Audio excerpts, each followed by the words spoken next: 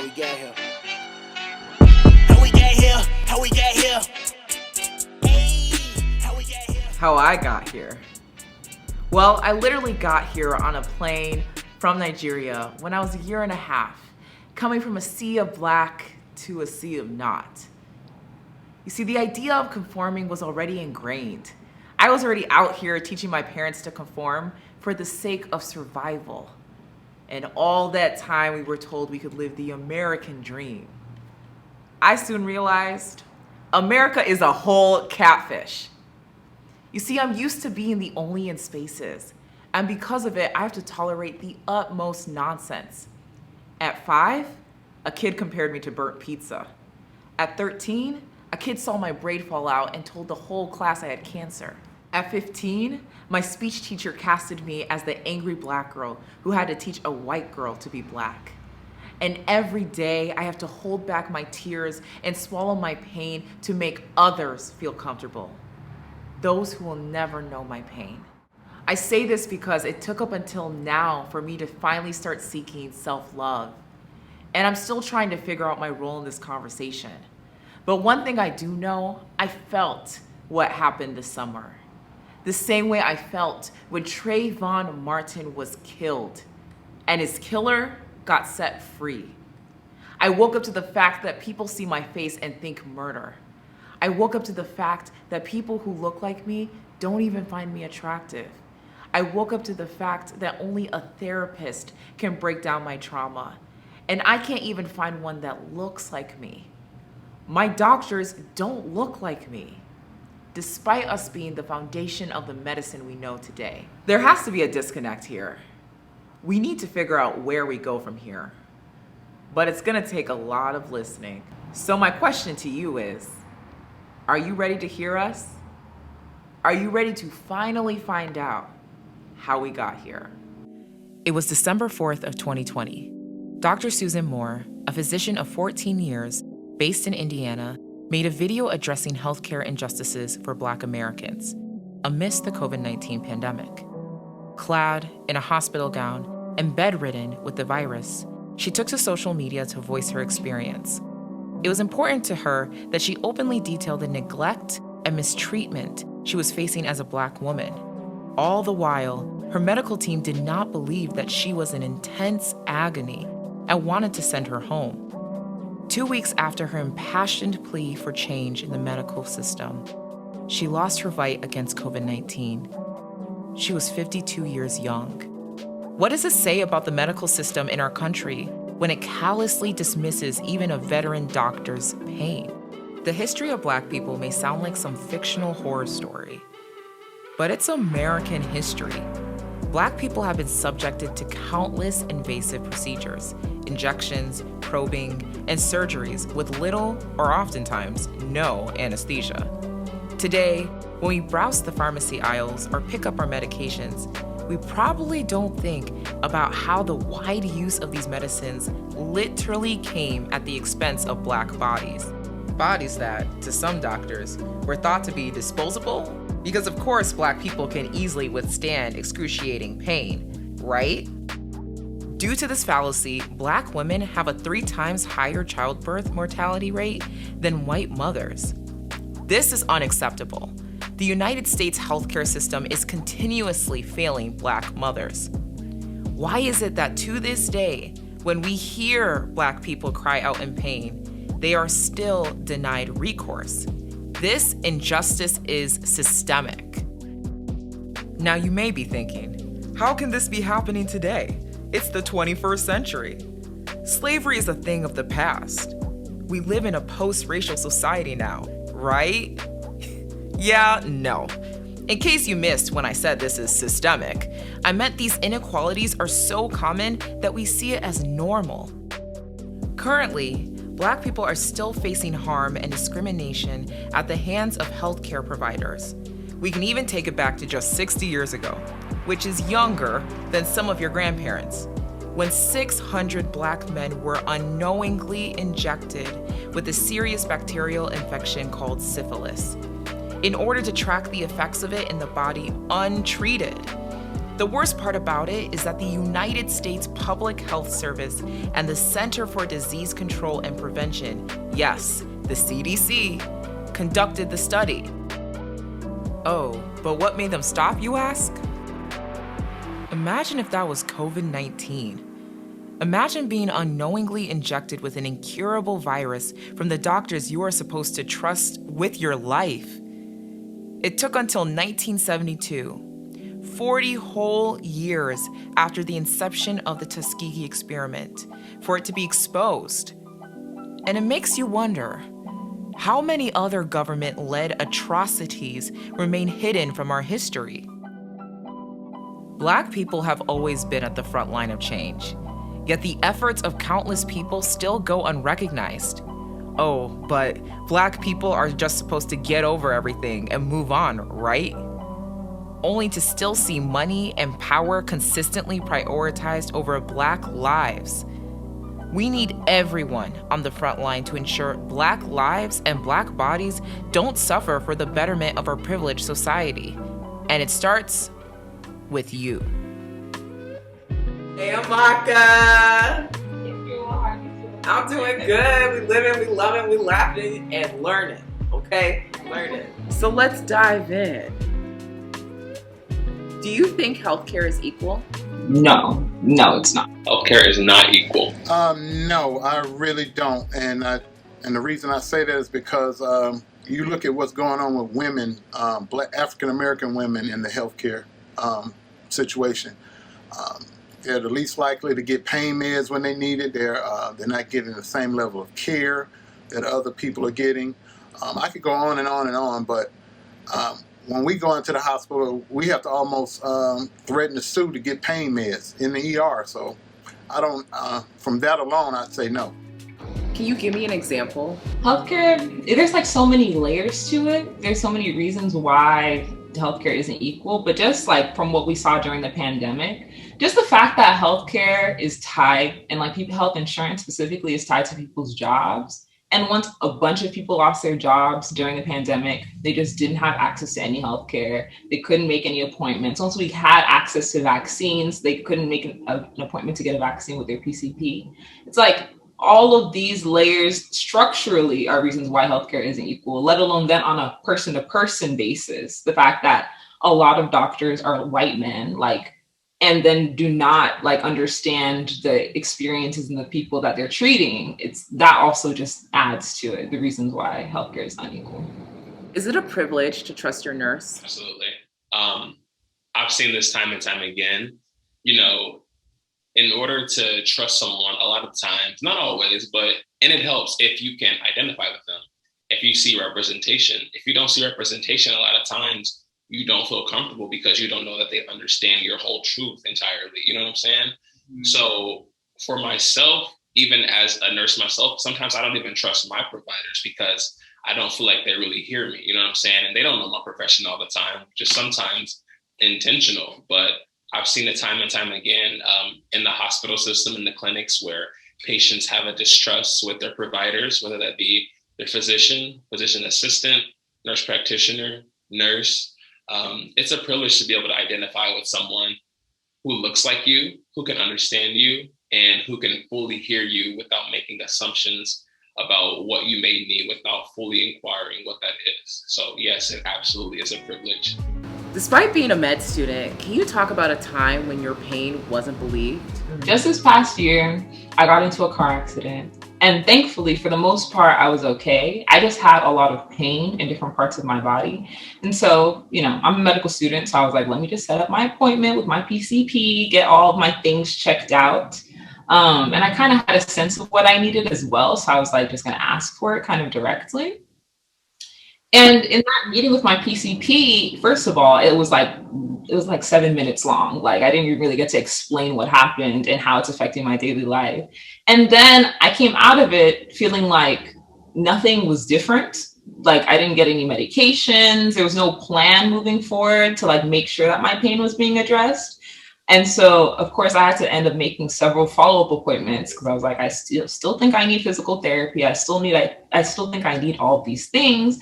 And it got to a point where on one of the follow-up appointments, she literally asked me, so, oh, you're still in pain? And it's like, why would I be setting up appointments, taking time out of my day when I should be studying, honestly, to do these appointments if I wasn't still in pain? Also, we didn't do anything in any of the previous appointments. So like, yes, I am still in pain.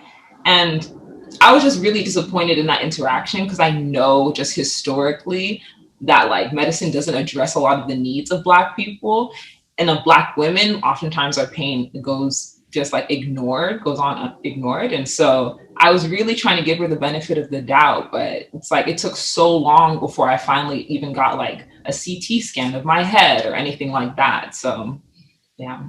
How important is representation in the medical field? To me, it is the most important. I had an experience actually in an important class. If I would say actually is the most important class, it's called a health assessment. And in this class, you learn how to assess your patient and, learn how to see what they need from you. So you look at them like from head to toe, you look at their eyes, their ears, their mouth, their nose, their arms, their legs. You look at their whole body and you're assessing their physical, but also their mental and all like a holistic approach. And you have to be taught how to assess them. And in the experience I had actually in classes, in this class particularly, we were learning how to assess people to, keep them alive. There was not a single image of someone who looked like me for me to learn how to assess them.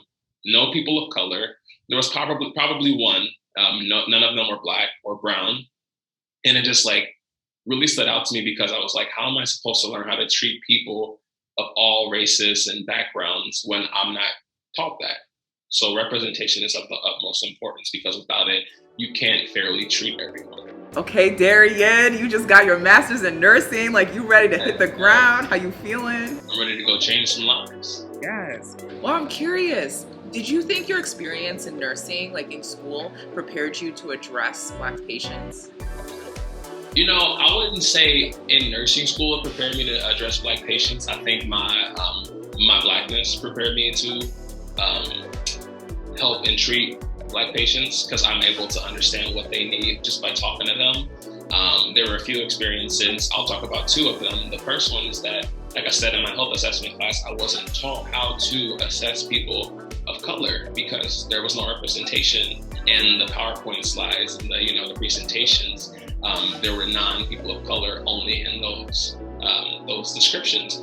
And there was a time or two in my clinical practice where I was treating a Black patient and I wasn't able to adequately discern like what it was that I had to look for because I hadn't seen it before. So I had to go compare and contrast between the two different patients. And I don't know, it just struck me because I was like, wow, like I've been, learning about how to treat everyone but those who look like me. That's heavy. That's heavy. Because that's why we're here, right? It's to help our people. And if we can't do that, if we're not even prepared to do that, like, then what are we doing? It's a system. Becomes cyclical. As a Black woman, do you feel like you had an equal opportunity to succeed as your peers in med school? I think as a Black woman, I have to kind of go into medical school just knowing all that I know and all that goes on in the news. And I still have to kind of put on this face like everything is okay. And I can study really hard and get all the grades in that I need and be the best, because I feel like there's always that saying that Black people have to work 2 times harder. And it's like, because there's so much that we carry just going into all of these spaces that informs us and is the reason why we're popping, right? But also is heavy. It's heavy. And I remember a time when I had to study for like this organic chemistry test. And literally like this test, like there was a very traumatic experience that happened in the news and everybody was watching it. Everybody knew what was going on. And my professor just went on talking about organic chemistry, which literally was not important in my mind at that time. He was just going on as everything was normal and did not address it at all and expected us to still be as on top of our knowledge base and everything as we were before. And so I think as Black people, as a Black person, as a Black woman myself, I have to really balance, being in these spaces, doing the best that I can to attain all of my goals and everything, but still kind of be still a human being and still see that like literally people being killed in the streets and like grieve the losses of those people from my community and still have to manage to like push through that and do all the work that I need to do. It's a lot. It's a lot to manage. Wow. When will enough be enough? Can we ever get away from the traumas of racism? So, can you tell us more about yourself and your relationship to the Tuskegee experiment? My name is Daryl Moore. I'm the grandson of Nathaniel Dennis, and my grandfather was a victim of the Tuskegee syphilis experiment. And I'm the youngest of 3 children. I was born in North Carolina, but I grew up in Alabama where my parents were from. My dad was from Macon County, Alabama, which is where Tuskegee University is, and my mother is from the neighboring county, Bullitt County, Alabama. And so I stayed home. I finished high school there, and then I went to college at Tuskegee University, and I majored in political science, and I got my master's in education administration from Tuskegee University. I'm the first generation college graduate from my family. I'm also the first one in my family born after the civil rights legislation was signed into law. So technically, I'm the first person in my family that was born free. So why do you think the federal government targeted Tuskegee? Why Tuskegee? That's a good question. My opinion, because they passed from Washington, D.C. down to Tuskegee, a bunch of schools they could have tried to use. Actually, the university wasn't involved in it. They picked this area, that area, Tuskegee, but they didn't stop at Howard. They didn't go to Fisk, Meharry, Morehouse, none of those other schools. Any school they could have picked. They stopped at Tuskegee because during that time, the Tuskegee VA was the only VA medical center in the country that treated African American soldiers. Then we had a hospital on our campus, and people would try trains and travel from all over the country to be treated at that hospital. So we had all of those things there. So I'm thinking that the government saw this as a prime location that they could do this experiment under the disguise of helping the community. That's my opinion. I just think that they just picked Tuskegee because Tuskegee was so prominent as far as health care for African American veterans and just private citizens at that time. What gives you peace of mind during this ongoing battle waged against Black lives? The courts, legislation, activism, social media, you put them all together, I think that's what's going to bring about change. We didn't have those things in place when I was a lot younger or before I was born. So now you have a lot more black lawyers, you have a lot more black politicians, you have black judges, you have social media activism, you have social media just spreading the word, you have activists actually putting their feet on the ground, you have the media, you have African American people in the media in key positions. So, and then you got film, which is what we do. So you just have a lot more avenues available to get the word out now. What do you think about racism today?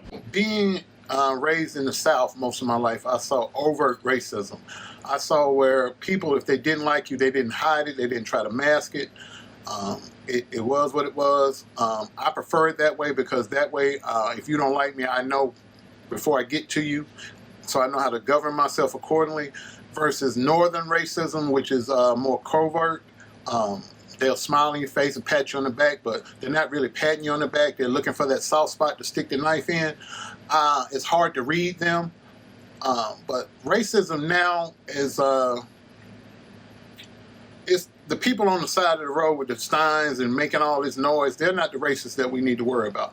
The racists that we need to worry about now are the people that are sitting on the court benches as judges, the bank presidents, school presidents, teachers, doctors, people that we rely on, public service people. Those are the racists we need to worry about. The redneck on the side of the road, nah. They're not a factor. The people that govern our lives are the ones we need to focus on. The politicians, the judges, the bank presidents, the school teachers, the doctors, the people who decide whether we stay and go to jail or whatever. Those are the people that we need to be focused on. Those are the racists that we have to focus on. Do you have advice for the younger generation? Whatever you do, get your education, get some job training. No matter what happens in this world, Only God can take what's up here. Finish school. Finish high school. Trade school, technical school, college afterwards, whatever, military, whatever you decide. But do something after high school. Do something that's going to make you stand out. Find out what your niche is. Whatever you like doing, whatever you enjoy doing the most, try to make a career doing that. That way you'll be satisfied, you'll be productive, and you'll be a big part of society. As a Gen Z, in such an uncertain and lonely time, can you take us through what you've seen as a med student during the pandemic? Yeah, I've seen a lot. I feel like during this whole pandemic, I think the statistics that kind of kept popping out to me and like was just the fact that like this pandemic and the COVID-19 essentially wiped out so many Black and brown communities. And like it's like even if we're all getting infected at the same rates, it's just for some reason like Black and brown people were dying more. And so I feel like there were so many different interventions and ways that like we needed to come together as a community, especially with the killings of Black people like in the streets this past summer. There's so many ways that we needed to come together as a community, right? But and also like take care of our health. But then I think the almost mistrust of the medical system was what kind of like stuck out to me the most as people were trying to take care of their health.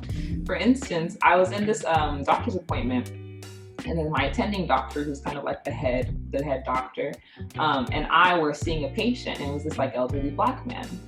And of course, this attending doctor, as a white man, was trying to say, you should really try and get the vaccine. Like, I really think that it has all these benefits, and I think that you have all these comorbidities that would make it so that you especially need to get this vaccine. And this guy, he was not buying it. He was very skeptical. You could kind of see it on his face. And I was just sitting there observing the whole thing. And this white doctor tried to say, even I got the vaccine, and I can literally vouch for the fact that like you should get it. He was like, I don't know. And then I said, I also have gotten this vaccine, and like honestly, like our people are dying, and like we need to get this access to this as much as possible. And suddenly, for some reason, within him, he was just like, oh, you got it? He locked eyes with me. And we had this moment where it was like, as a person in his community, like as a Black person specifically, I can almost vet for him that like it was worth his while to get this vaccine. And I think that made a huge difference in terms of him then eventually getting the vaccine.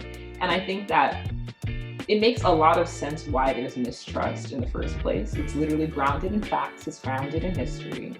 But there needs to be more Black people in these medical spaces so that then you have someone that you can trust, that's there, who's vouching for you, who's you know is looking out for you and has your best interests in mind, so that they can be giving you the care and the support that you need as you're making these decisions, like, should I get the vaccine? Period. This is why representation matters, okay? We need you, and we're excited that you're here. Period. Wow, that was powerful. Let's see what some millennials and Gen Z think. No, that's interesting. I moved to the United States 5 years ago, and so my perspective on this issue has shifted a lot because, I mean, racism is something that happens internationally. It presents itself differently. I grew up in Rio, and there was a councilwoman. Her name was Marielle Franco, and she was a Black, gay, poor woman who really rose and became this representation of the fight for Black lives in Brazil and in Rio. And she was getting her voice out there. She was being heard, and she was really a strong presence. And there was one night in 2018 where she was coming back from this conversation, this meeting she had with Black women in Rio, and she was shot in her car, and she died. And it's been years, and they still haven't, the person who did it hasn't been uncovered. The person behind it all, they haven't had any consequences for that. And so from there, they tried to silence her, and she became even bigger, and she became a symbol for, Black lives throughout the entire world. I mean, France, the United States, they have protests and vigils for her all around their streets named after her. And this movement called Marielle Presente, or Marielle Present, became the symbol for Black lives in Brazil. And so, like I said, racism is everywhere. You think that internationally it might be different because of, and it is different, but it is there, like with healthcare, for example. In Brazil, we do have free healthcare, but that doesn't mean that it is equally available to everyone. And Black people are disproportionately affected by that. We have more than 50% of people in Brazil that are Black, and still, they're still suffering from systematic and institutional racism. They're oppressed still. So it doesn't get better because they're somewhere else. It's different, but it's still there, and it's just seeing those perspectives is really interesting. Yeah, I come from China, and China, we don't really have a large presence of Black Americans or Black people from other places of the world there. It's very small, but I remember during the pandemic, one of the news was that in Guangzhou, which is in southern China, the cities there, some of the first people to get evicted because of fear of COVID were the Black merchants that were working in that city. And this China also is now a country with near universal healthcare. But if you consider, during a global pandemic, if this is how we're going to treat our visitors, people who are coming to us to do business with us, and they're Black, this is how we're going to treat them. We're going to evict them at the first sign that something might be wrong. There's no guaranteeing at all. In fact, I'd be very skeptical if any of the healthcare systems in that place would have taken care of them, had they contracted COVID. And it is a sobering reminder for me, coming from China. In China, I am part of that majority. Right here, I can be considered a marginalized group in some context, but there I am the majority. Me in China is like being white here. So when I have that experience in China, I don't come here with any idea that healthcare should be questioned at all. I just consider, I go to the doctor and I'm cured. And that's what I do. I leave, everything's good. And so when this entire situation, coming here and seeing how Black Americans are treated here in the healthcare systems, even just through people that I know and also through the statistical research that I've done, it's mind-blowing. I think that, I don't know the exact statistic off the top of my head, but I'm pretty sure that no other race of women dies more during childbirth than Black women, like specifically in this country. And so that, I think that speaks volumes to what you even just talking about, how it's like, you're supposed to be able to go to the doctor, you're supposed to be able to go there and just expect that they're going to not only trust what you're saying, but give you the right treatment. And that's just not truth in this country and in China as well. And so I always think about that when it comes to a lot of things. Sometimes when I go to the doctor, I'm afraid to actually tell them what's going on. I had a fear of just them being more so just diminishing it, It's like telling someone how you feel about something and they're like, oh, well, there's 1,000 reasons not to feel that way. And it's that's how it feels with healthcare in this country, Yeah, that's not right. You should be able to go in and trust the healthcare you're going to get. And it's interesting because my family, I come from Nigeria, they already come in thinking, oh, it's better because it's so bad in Nigeria. It's so bad. I've lost 2 family members because of avoidable things. And that's just the reflection of healthcare in Nigeria. But then when you come here, you're Black in America. And so to come in, it's that duality. It's not fair and it's not right. And it's how do we move forward from this so everyone can get that fair treatment? When I came here, there's so many things I learned about what's happened in American history that I just never really knew. And this is stuff that we were not taught in elementary school or middle school or high school. Maybe some high schools who are more enterprising might touch on this. But take the Tuskegee experiment. It was a 40-year process. It's a 40-year process of lying to a population, saying we're going to treat you, but we're really here just to take notes about how you're going to die. And the worst part, talk about ways that systemic bias affects the Black communities here. To Black women, some of this stuff is worse. There's a little known thing in North Carolina from the mid-30s to the mid-70s. And this is the same time as the Tuskegee experiment was going on, right next door in a neighboring state. And in North Carolina, they were sterilizing women. They sterilized 7,600 women during that 40-year time period, among which 5,000 were Black. they were literally trying to breed the black communities out of existence in that state. And it's, when we think about anti-vaxxers in this country, we have a certain, some of us who think we're educated have a certain view of anti-vaxxers. We might treat them with mockery, but people who've learned that this kind of things happen in our history, then we understand that there are people who have a good reason to look at this with a lot of skepticism. Yeah, no, I was even talking to my grandmother like some weeks ago, and we were just talking about how I think I had to go get a checkup from the hospital, and she got into this long conversation about how she hates going to the hospital. Like it's this thing with my grandma where she'll only go if she's already like proven to herself she can't make herself better, because, and she was explaining it to me, she's like, it's that fear of what they're gonna say. It's never like, oh, I know something's wrong, I know this, that, and the third, but it's like, are you going to help me? Am I going to get what I have? Is it fatal? And if it is fatal, what are you guys gonna do about that? And my grandma, she's been around long enough to have been to the hospital a couple times, and they didn't tell her the right things. So I completely, like you were saying, I completely understand that hesitation to trust healthcare, to trust those people who, come with open arms saying they're trying to help. So yeah, it makes a lot of sense, especially in this country.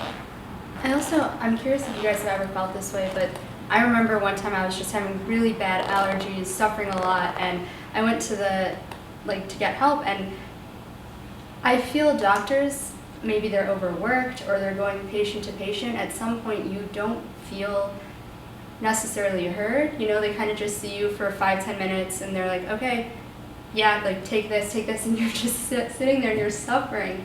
And maybe there's something to say about how much, if they're just immune to the feeling of it because they're treating people all day and they just don't have that emotion. But I know Amaka, when she was talking about her job, how she brings herself and she cares for the people she talks to, and I just think that would make such a difference. Not to say anything because I know they're working really hard, but when you go there and you're suffering and the person is just coming in and it's like you're just a checkbox because they have to run to their next patient, it's hard. It's almost worse because you feel you're not really being taken care of. You're kind of just the 10:30 appointment and they're going on to the next one. When the vaccines were first released to the public, at least in Chicago, the first hospital that got it was Stroger Hospital, and this hospital on the west side that is I won't call it it's a black hospital, so people for the most part don't really care about it. So it was, I wasn't the only one, but when they were announcing that the vaccinations were going there first, I can tell you, a lot of the hesitation in Chicago came from the simple fact that hospital was the first person to get it. Because when are black people the first person to get anything? When it comes to healthcare, food, again, housing, it just doesn't make any sense at all. And then especially when it comes there are things that are still happening. Aside from, regardless of if you want to say Stroger getting the vaccinations first was something a little, sketchy, there's still things where the government is actively not trying to help us. Even in Flint, where they haven't had clean water for going on a decade at this point. And that little Miss Flint, she's literally growing with that epidemic as it's going on. So it's not like these are things that are, look at what the government did to us, and why are you guys still not trusting when it comes to things like that, or anti-vaxxers? Why are you guys so against this? When if you look in history, there have been a lot of other diseases that have come around, and okay, those got vaccinations too, but at the end of the day, this country isn't really that trustworthy when it comes to actually caring for its people. And then on top of possibly lying to you, they're going to charge you a good $500 for even consultating you. So, yeah. That part. Yeah, it's the combination of the economic. I'm a supporter of universal healthcare, right? I signed up to the idea of single payer, but the thing is, what use is single payer if infrastructure to provide that care isn't there, right? Sure, the care is free, but if not gonna care for you, then you just got nothing for nothing, right? Mm-hmm. And that's a lot of what's happened. And it's really disappointing that we're in a state where, when a black hospital gets in a place that needs it, it gets the first batch, the response isn't like relief. Right? It should be relief. In an ideal world, we're like, thank God we have this, but it's not the case, and that's something for serious self-reflection. Yeah, so this is a really great conversation about everything that's going on, and I remember talking to one of my friends who is looking to study medicine, and he took an elective. It was a bioethics class, and he actually learned about the Tuskegee experiments, and I thought that was really great because I know, David, you were mentioning the first time I heard about that was when talking with this group, and I definitely think when we go forward with the future of medicine, it's important that the doctors of our generation go in with the knowledge of why certain groups might be skeptic. I know, like Amaka was talking about when a black patient came in and the doctor was talking, the white doctor, I believe, or not black doctor, was talking about how they got the vaccine. He still felt iffy, but when she came in, it made a difference. And I think that representation, that's like a staple to everything. Like, we trust people who look like us. So specifically when it comes to our livelihood and who's going to take care of me, am I going to trust someone who looks like me? I definitely think that the second best option would be someone who doesn't look like me, but they are informed and understand the history.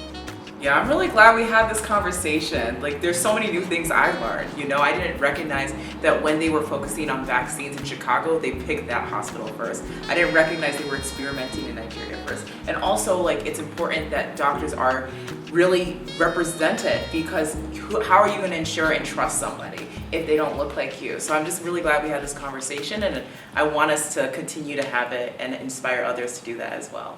That was powerful, wasn't it? Doctors have set a precedent in this country where white bodies are centered in the medical world. Open a medical textbook or walk in a clinic. When do you see black bodies featured in books, pamphlets, or posters? Less than 60 years ago, the Tuskegee experiment reminds us of these corrupt systems and the efforts to protect them. It may seem like an event of the past, but many of those that experience these adversities are alive and still experience this today.